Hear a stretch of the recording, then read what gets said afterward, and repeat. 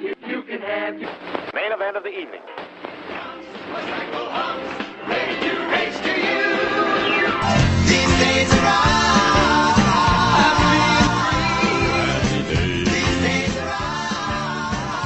Hello and welcome to These Days Are Ours, a Happy Days podcast. I'm Peter. And I'm Joe. And today we are discussing Season 5, Episode 11, Bye Blackball. Okay, Peter, tell us what happens in Bye Blackball. We open with Richie, Potsie, and Ralph singing a drinking song at Arnold's. Glorious, victorious. Ralph gloats about college life. Drinking songs, climbing greased poles, anti-raids. Al is worried for them, though. They'll be starting Hell Week, and there's no telling what they'll have to do. I get the woolies just thinking of all the terrible things they're going to make you do. Richie tries to reassure him that they're joining the best frat on campus, Phi Kappa Nu. Fonzie arrives with Boom Boom, a pretty girl on roller skates. She was last month's centerfold in an all-about roller derby. He's less than impressed with the trio's attire. They're all wearing white shirts and pants and little red beanies, which Fonzie likens to bowling pins. Richie says they have to wear them for Hell Week. Once they're through that, they'll be fraternity men for life. Fonzie rolls Boom Boom over to the payphone to order a new carburetor. Call Happy Harry's Garage. You got that? The president and pledge master of PKN, Brad and Terrible Tom, arrive. They scope out the pledges. Cunningham they like, but they're not so sure about Malf and Weber. They have to leave to settle for that night's dance, but first they're going to have some fun with the pledges. Tom gives the trio party invitations for the Iota sorority girls. Since they're airmail, they have to carry the letters in their mouths while running with their arms out like airplanes. Man your planes. Melf, there's an Iota at 6 o'clock. Weber, hit the air. Cunningham, you're sputtering. Refuel. Also, Tom keeps paddling them. Fonzie watches disbelievingly, and takes Richie aside to ask if this is preparing him for real life, like college is supposed to. Richie agrees this is silly, but getting into PKN is important. Fonzie isn't convinced, and turns his focus to making out with Boom Boom. Later, Richie arrives home covered in white feathers. He greets his father, who recognizes the molasses and feathers bit and is overjoyed that Richie started Hell Week. The molasses and feather bit, huh? You started Hell Week. Richie happily recounts being paddled, hit in the face with raw egg, and made to roll peanuts around with his nose. As Richie goes upstairs, Howard muses that college is helping Richie already. Marion, Joni, and Chachi arrive with groceries, and Richie comes back downstairs. Marion is annoyed that Richie is trailing feathers all over her nice clean house. Howard boasts that Richie just joined the best fraternity on campus. Joni asks if it's Kappa Kappa Cluck, and Chachi asks, "Can you lay an egg?" Richie tells Chachi to sit on it. As Joni and Chachi put away groceries, Howard tells Marion Richie joined PKN, his old fraternity. Marion hates to be reminded of it once they poured whitewash over Howard's head, and Marion got teased for dating a quote-unquote chubby little snowman. Howard says fraternity ties can be very important later in life. Marion recounts how PKN made Howard so chubby on his fraternity sweater. I kept his hand over it all the time, but I knew it was there. Must look like he was pledging allegiance. Marion goes upstairs, and Howard leads Richie in the PKN chant. Come on, brother. Don't be blue. We're the tops. Phi Kappa Nu. Fonzie enters in time to see it, and he stares in bafflement. When Richie tries to explain, Fonzie says he'll make up his own story and leaves. At the party, Richie confronts Ralph and Potsie over their bringing dates, a pair of diner waitresses named Claudia and Darlene. Imagine us at a fraternity dance. Yeah, and they didn't stamp our hand or nothing. Ralph and Potsie say the girls gave them extra flapjacks, so they promise to bring them to the first party. Richie says the fraternity guys are upset. It's supposed to be a closed party, and it's an insult to the Iota girls. Ralph and Potsie aren't sure what to do. They can't just dump the girls, especially since Darlene is a bouncer at the diner. Brad comes by and notes they don't have their pledge books. Oh, Tom? No pledge books here. No books? Tom says this must mean they know everything, and asks Richie for the Greek alphabet. He knows it. Alpha, beta, gamma, delta. All right, Cunningham. So they ask Ralph for the Greek alphabet backwards, which Ralph interprets to mean recite it while walking backwards. Alpha? Beta? Gamma? Tom asks Potsie for the fraternity song, and warns him it better be perfect. Potsie's rendition of My Dream Girl of Phi Kappa Nu is indeed good. My dream girl of Phi Kappa Nu. But not good enough that he, Ralph, and Richie aren't forced to scrub the floor with toothbrushes after the party. Brad and Tom give Richie a letter to deliver to Oshkosh, 40 miles away, which Richie has to take airmail. After Richie leaves, making plane noises all the way, Ralph and Potsie get blackballed for not being PKN material. The next day, Richie visits Ralph and Potsie at Arnold's. He heard what happened, and agrees it's terrible. He's thinking of quitting, but Ralph and Potsie talk him out of it. They did break the rules, and they'll find another fraternity. Potsie adds that Fonzie thinks all PKNs are nerds. Richie, realizing that means Fonzie thinks he's a nerd, goes to confront Fonzie in his office. What, you've read the bylaws? It says you must defend your fraternity brothers against all interlopers. Well, I'll tell you something, buckos. I'm defending my fraternity brothers. Fonzie is wearing roller skates to keep up with Boom Boom, and is on the phone when Richie demands he talk to him. Fonzie hangs up and asks what Richie is yelling about. Richie's upset that Fonzie called him a nerd. In all the years they've known each other, Fonzie has never called him a nerd. Fonzie says he called PKNs nerds. So the shoe fits. Hey, what if the shoe fits? Yeah, that's what I said. Oh! Richie says Fonzie doesn't know anything about fraternities. Fonzie tells him to stop yelling, and Richie, embarrassed, stops and claims it's an echo. Fonzie admits he doesn't understand fraternities, but he understands dumping friends. Richie says he didn't dump anyone. Ralph and Potsie are still his friends. Fonzie adds, as long as they don't get in his frat way, all he wanted to know was if Richie has dumped them. Richie apologizes for yelling. I don't know what we're yelling about! It admits he's upset about it too, but he doesn't want to quit PKN because they're cool. Fonzie says organizations aren't cool. People are cool. Richie agrees, but he still thinks this could be good for him. Fonzie says he has to do what he has to do,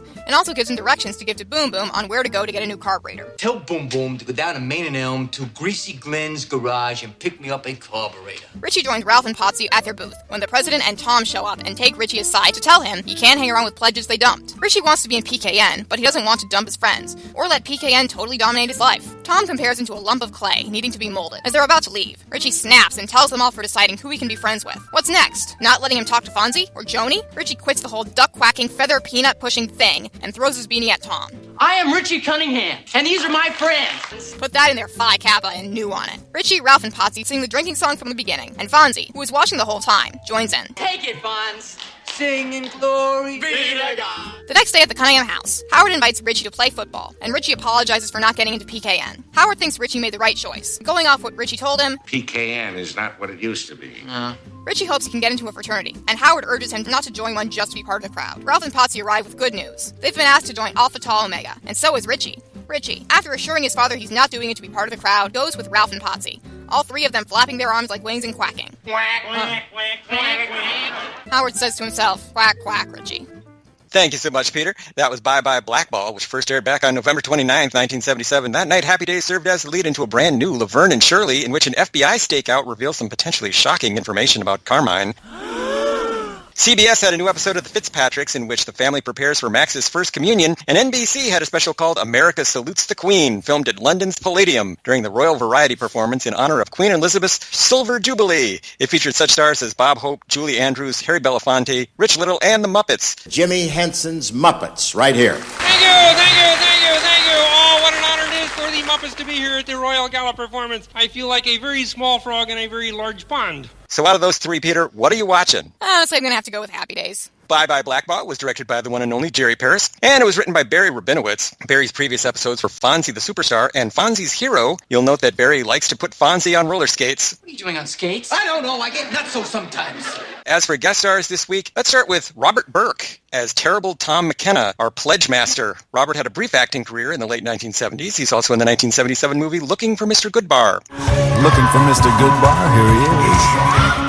So, Peter, what did you think of Robert Burke as Tom McKenna? I thought that he was great at being just this total asshole. I think that anyone who has been in a fraternity or who has interacted with a fraternity has known someone like Tom. Maybe not very well, maybe they weren't in a position of power, they were there, and they sucked. I think an episode like this will ultimately be a referendum on what people think of fraternities and sororities and Greek life in general. I personally did not partake of it. I didn't understand what it was all about. I was not interested in joining a fraternity at the time because I did not think it was something that I could join. And also, my understanding of fraternities is that they are hotbeds of date rape and privilege. Robert Burke, as you say, does a great job playing this very unsympathetic pledge master. It's not a fun part to play, I don't think, because you have to be the jerk who gets told off at the end of the episode, but somebody has to do it. Well, on the bright side, you get to paddle some people. Ooh, you better believe that's a paddling. Alan Wedner appears as Brad Donnelly, the president of PKN. This was Alan's first credit. He went on to appear on The White Shadow and Barnaby Jones. Any thoughts on Alan Wedner as Brad Donnelly? Pretty much the same as my thoughts on Tom. He was also good at being a jerk, and he was wearing the same turtleneck of snootiness that Millard wore in the last episode. So I wonder if they know each other and they trade clothes, or if they just shop at the same overpriced turtleneck boutique. I would like to think that Millard, a.k.a. Skippy, is hanging out with Tom and Brad. I think of the two obnoxious fraternity guys, Tom is slightly more interesting. Brad, who is the president of PKN, is just kind of a bland cipher. I think he does an okay job with it. We have Judy Landers as Boom Boom. Boom, boom.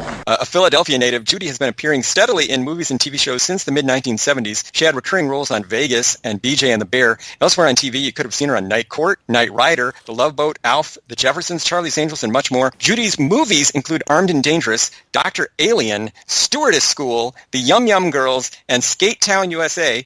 Welcome to Skate Town, USA, where boy meets girl in a celebration of love.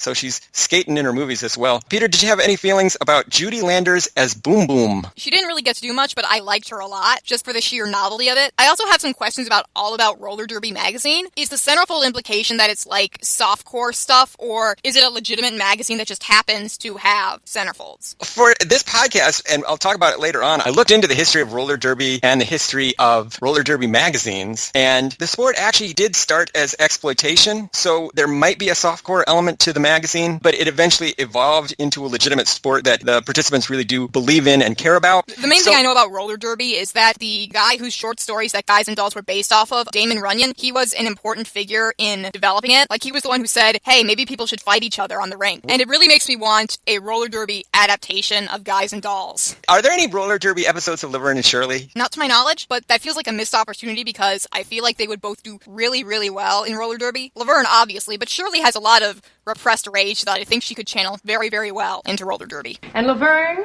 when the fur starts to fly, you just stand behind me.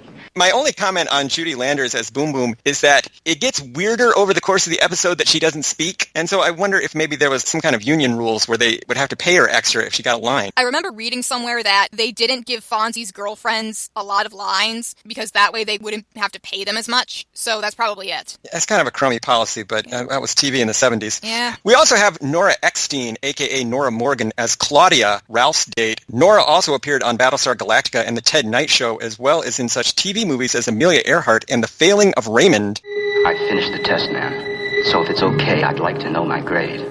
You see, I have to pass. 71. I passed. Now you have to die. She later became an acting coach and an acting teacher, which is what she's doing today. Any particular thoughts on Nora Morgan as Claudia? I thought that she was pretty good. I wasn't great at differentiating her and Darlene, but I found them both to be pretty fun, even if, for the most part, they kind of gave off the sense of being discount Laverne and Shirley. That's what I got from them, too. But they are fun characters. I had to go through their scene a few times to figure out which one was Claudia and which one was Darlene. Speaking of which, we have Lillian Lacerson as Darlene, Potsie's date. Lillian did not do any more acting. This was it for her. But she did go to law school. She's currently an adjunct professor of law. Oh. And for 20 years, she was general counsel for DC Comics. Before that, she negotiated licensing and merchandising deals for Jim Henson Productions. Hi-ho, Kermit the Frog here. I found Claudia and Darlene to basically be discount Laverne and Shirley. Like, they just came across as more broad and cartoonish than Laverne and Shirley. In their first episode, Laverne and Shirley do give off a real sense of almost menace. They really do feel like girls from the other side of the tracks who contrast with Richie's staid, dull, middle-class life. They're more exciting, but they also get into fights, and they're kind of rude to each other and everyone else, and they're very sexually aggressive. And there's not really that with Claudia and Darlene, they're just a lot more chipper. But at the same time, we do find out that Ralph and Potsie are a little bit intimidated by them because Darlene was the bouncer at the diner where they worked. And that made me laugh. It also made me wonder, what kind of diner needs a bouncer? Well, maybe there's like rough all-night diners in Milwaukee, maybe ones that attract a lot of teenagers or drunks who come in the middle of the night. The Salt and Pepper Diner, which was a family restaurant in the city, which means that it caters mainly to teenagers and homeless schizophrenics. The only real gimmick that Claudia and Darlene are given to differentiate them from Laverne and Shirley is the wigs that they're wearing. We worked the steam table. Yeah, that's how come we got frizzy hair, see? Do you think those were wigs, or do you think they just teased out their real hair? Honestly, could go either way. I mean, this was the late 70s. As for songs this week, let's start with One More Drink for the Four of Us, a.k.a. Glorious or Drunk Last Night, performed by Don Most, Anson Williams, and Ron Howard, and later reprised by them with Henry Winkler. This is a drinking song that dates back to World War I. It was commonly sung by marching soldiers and later became a favorite on college campuses. Glorious, glorious, one keg of beer for the four of us.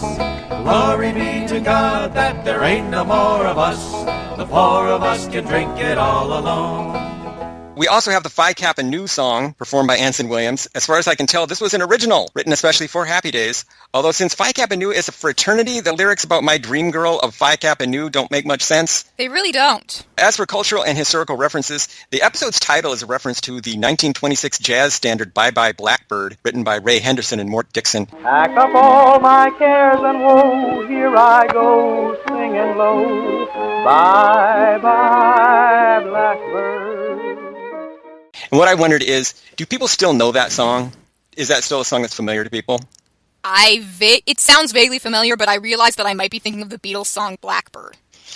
The system of using white and black balls for secret ballots is common in men's clubs, Masonic lodges, and fraternities. It is used whenever one or two objections are sufficient rather than a majority. To be blackballed is to be rejected. And we are not done with blackballing on Happy Days. There's going to be at least one more episode about that. A black marble. Someone has blackballed Cub Fonzarelli. We've already talked about panty raids and goldfish swallowing, but this episode mentions some other college rituals. Climbing a greasy pole, for instance, is a tradition at colleges in Canada, Malta, the UK, the US. At Queen's University in Ontario, for instance, first-year engineering students are asked to climb a greasy pole and retrieve a tam. A similar ritual occurs each year at the Naval Academy in Annapolis, Maryland. Had you ever encountered any of those kind of rituals, the greasy pole climbing? Nope, my college was rather boring on that front, thank God. Hell Week refers to a period of hazing in connection to fraternities and sororities.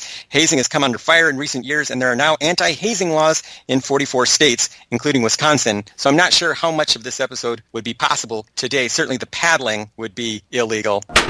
Thank you, sir. May I have another?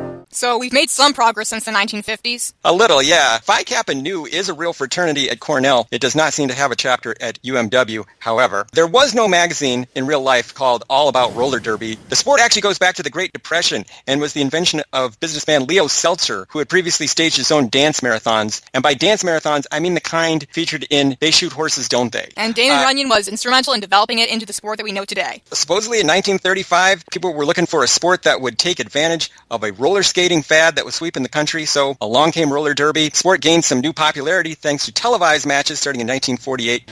Oh, yeah! I saw her on television. I can find no roller derby magazines from the 1950s, though there are a few scattered examples from the 70s and beyond. This episode, I should point out, aired several months before the release of National Lampoon's Animal House, so these snobbish, pipe-smoking, turtleneck-wearing frat boys of Phi Kappa Nu are in no way influenced by the Omegas from that movie. Boom Boom drives a 1951 MG. This is a two-seat British sports car with a very dramatic look, seemingly more appropriate to the 1920s or the 30s. Their cars from the 50s actually look like something the Great Gatsby would drive. The fact that the car is foreign may be why Fonz has to call all over town for parts. There's kind of a running gag going through this episode where Fonzie keeps having to call for parts for this car. On their coffee table, in addition to the Life magazine with Gwen Verdon, the Cunninghams have the February 1968 issue of Esquire magazine with Joe McCarthy's notorious lawyer Roy Cohn on the cover. Now, Mr. Vital puts his finger on the whole point, and this is where our basic disagreement is. I do not pass over the communist threat as lightly as he does. He says it has never been a threat inside the United States. Howard is correct. Joining a fraternity could increase your income by an average of 36% in later life. Maybe that's why I don't have business connections now, because I didn't join a fraternity. Well, at least you can honestly say that you never committed any major crimes. But I didn't get on the Supreme Court either, you see. The two things tend to go hand in hand, it seems. It is customary for pledges to receive pledge books during an initiation phase. These books might contain the history of the frat and other facts to memorize and recite, plus tasks to perform and spaces for signatures to collect. If you're ever called upon to recite the Greek alphabet backwards, Peter, it starts with Omega, Psi, Chi, Phi, Upsilon, Tau, Sigma, Rho, Pi, Omicron, Xi, Nu, Mu, Lambda, Kappa, Iota, Theta, Eta, Zeta, Epsilon, Delta, Gamma, Beta, and Alpha. The very first college organization in America to use Greek letters, and its name was Phi Beta Kappa at the College of William and Mary in 1776. At that time, learning ancient Greek was considered extremely prestigious. Today, most Greek organizations choose random jumbles of letters that don't mean anything. In the old days, the Greek names actually meant something. Today, they're just letters. Richie says Oshkosh is 40 miles away. Try 90, Rich. Even by car, you've got a 3-hour round trip in your future. Oshkosh bagosh. And that is the point at which I would have told the Phi Kappa Nu guys, I'm not going to Oshkosh with this letter in my mouth. I guess that's kind of the point, because it's supposed to be a sign of how much they want to join it, but man, this episode does not make fraternities look good. At no point did I understand particularly why Richie would want to join Phi Kappa Nu outside of wanting to make his dad happy and also to make future business connections, I guess. It's the business connections thing that might really be the carrot at the end of the stick for Richie. Delivering a letter by hand to Oshkosh from Milwaukee would be a huge inconvenience. And you have to make airplane sounds the whole time? I guess, and I think Richie would actually do it. Milwaukee, by the way, has both a Main Street and an Elm Street. They do not intersect. Fonz mentions the intersection of Main and Elm. In Happy Days, they try to give fake addresses. Yeah. Just so that kids watching the show don't actually go to Main and Elm Street in Milwaukee and bother who's ever there. Say you're watching a movie, and one character says to another character, say, what's your number, man? What's the other character always say? 555-5555. You know why we got to do that? because stupid-ass people go to the movies and then go home and try to call the characters. And Alpha Tau Omega is a real frat founded at Virginia Military Institute in 1865. It has about 250 chapters and has had about 250,000 members over the years, so plenty of room for Richie, Potsie, and Ralph. So other observations. Is this our first episode with black t-shirt Fonzie? I think it is. Now, some people do use that as a dividing line in the series. Do you consider it a dividing line? I mean, insofar as Henry Winkler is getting noticeably older and maybe not quite as fit as Fonzie would likely be. So you're thinking that the black t-shirt is to conceal? It's to look more slimming. I'm not anti-black t-shirt because black t-shirts are cool. I mean... Yeah, it's fine. What happened to all the teen gangs from Milwaukee that used to populate Arnold's? I haven't seen any Gems or Falcons or Magnets or Mixed Nuts anywhere for weeks. What happened to them? Maybe they're all in college now. Now they have classes to go to and stuff they have to focus on, so, they don't have time to be in gangs. Maybe they've all been arrested and sent to juvenile hall. I think there's at least one Magnets episode coming up. Yes, and there was also a Chachi-centric episode coming up about a gang. Claudia and Darlene, as we have mentioned, seem very similar to Laverne and Shirley. Do you think having the real Laverne and Shirley here would have been a distraction in an already busy episode, or would they have enhanced it? I feel like they would have kind of enhanced it. Yeah, they probably would have been a distraction, but it would have been so great if they had shown up, and the party had somehow gone even worse, because where Laverne and Shirley go, hijinks follow. So it wouldn't have just been them getting embarrassed by Ralph and Potsie being done with the party. It would have been something going wrong, and it makes them all look bad. And I think it would have been delightful. Now I want the episode where they bring Laverne and Shirley to the party, and Laverne and Shirley cause chaos and offend all the Phi Kappa news, and the party just ends up in shambles. Laverne doesn't really care about impressing them, but Shirley really wants to impress them, and she learns a bunch of stuff so that she can try and impress the college guys there, and somehow it goes wrong. I think this would have been a hilarious episode. The scene of Potsie, Ralph, and Richie scrubbing the floor with toothbrushes. Scrubbing floors with a toothbrush. And I thought I'd miss high school. Will eventually be restaged for the opening credits, but they'll transfer the action to Arnold's, and Fonzie will watch them with malevolent glee. Well, I mean, it's wacky frat boy hijinks. And it signals that they've moved on to the next phase of their life, the wacky college years. Yeah. Happy Days has a particular music cue that they use for big dramatic twists, and it goes like this. Ba-da-ba-da-ba-ba.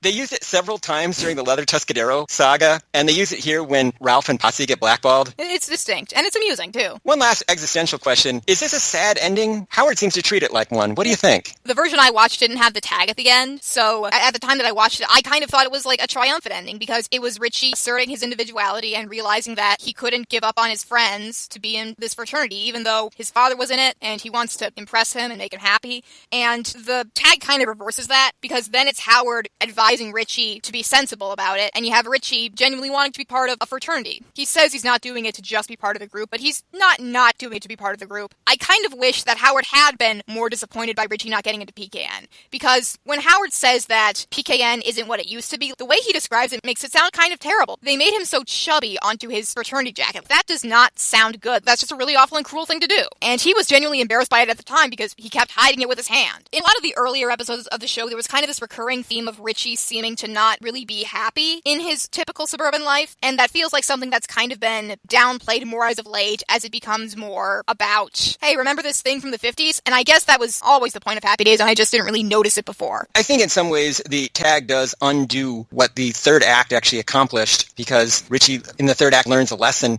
about not being a mindless conformist, and then in the end you see that he's already willing to join another fraternity. And to me it was a little disturbing that he, Ralph, and Potsie are already waddling like ducks long before they've been asked to do so. They're gonna waddle like ducks the whole way over to the frat house. Ducks are famous for walking all in a row. Oh, hey, symbolism. Nice. You know, we have that expression, getting your ducks in a row. So at the end, it seems like Richie hasn't really learned anything from this experience other than to stay loyal to his friends. I guess that's the one thing he learned. But he never really unlearned that lesson because he never really considered dumping Ralph and Potsie as friends. So maybe this was not an episode that was designed to teach us anything. It was just a bunch of amusing stuff that happened. Is this a happy ending or a sad ending? It's an ending. That's enough. So, Peter, I will ask, were there any outstanding Happy Days fashions this week? Yes. What really stuck out to me besides Rad's turtleneck of snootiness was Boom Boom's shirt, which says Boom Boom on it in black letters. It is a white t-shirt with black letters that say her name on it, which is a very interesting choice. I guess it's so that she doesn't have to introduce herself to people. They can just look at her shirt and know who she is, which is good because she doesn't talk in this episode. And then at the Phi Kappa Nu party, Richie, Potsie, and Ralph are all wearing delightful sweaters. Richie is wearing his Argyle old man sweater, Potsie's wearing this blue pullover, and Ralph is wearing this aggressively cozy white sweater with buttons down the front and these giant lapels, and it just looks really nice and cozy, and I would wear that so fast. It's a wonderful thing for winter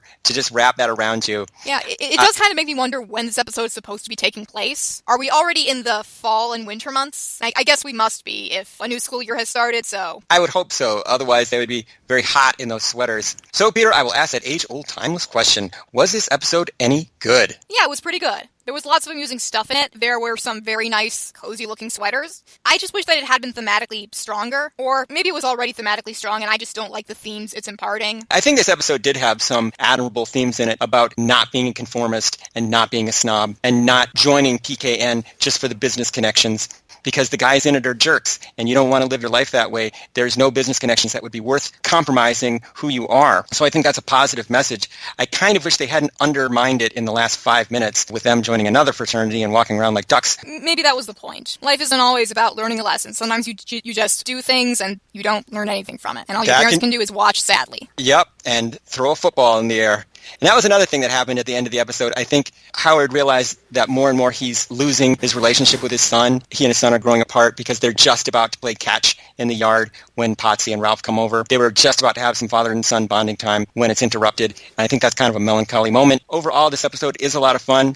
In a lot of ways, it reminded me of The Deadly Dares from season 1. I think it borrows quite a lot from that episode. Mm-hmm. And that was another episode where the ultimate lesson was not to be a conformist. I think that episode was better in some ways, but then this one didn't have anyone getting sexually assaulted. So that was nice. This was a kinder, gentler version of that episode. I appreciate that, but I wish it had been stronger. But I guess if it gets us less sexual assault, that's nice. This episode was, overall, I thought pretty amusing. I liked getting to know the snobby PKN frat guys and seeing them get their comeuppance at the end of the episode, except if you think that those guys will probably go on to be politicians and business leaders. Yeah, it's a horrifying thought. Yeah, so those guys probably ended up running the world 10, 20 years later. Overall, I didn't have any complaints about Bye Bye Blackball, even though I thought the episode would have been a little funnier with the real Laverne and Shirley and not a fake Laverne and Shirley. But if this is the kind of episode that they're going to do in season 5, I'm not going to complain. And they kept Chachi down to an absolute minimum, which I thought was admirable. So, Peter, how can people keep up with us and find out about all the wonderful things that we are doing? Listeners can follow us on Twitter at Fonzie Podcast. They can follow me on Twitter at Volfranks, that's VULFRANX. And they can follow me on Twitter at Joe_A_Blevins. They can find this podcast online at thesedaysaroours.libsyn.com. And they can email us with questions, comments, and concerns at thesedaysaroourspodcast@gmail.com.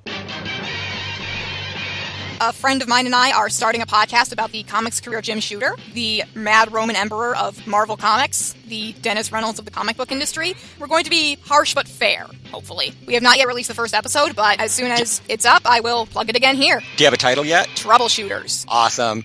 So, Peter, what do we have on the docket for next week? Next week, Ralph's romantic troubles cause him to have to take part in a boxing match in Requiem for a Mouth. Sounds classy. So, see you later, alligator. In a while, crocodile.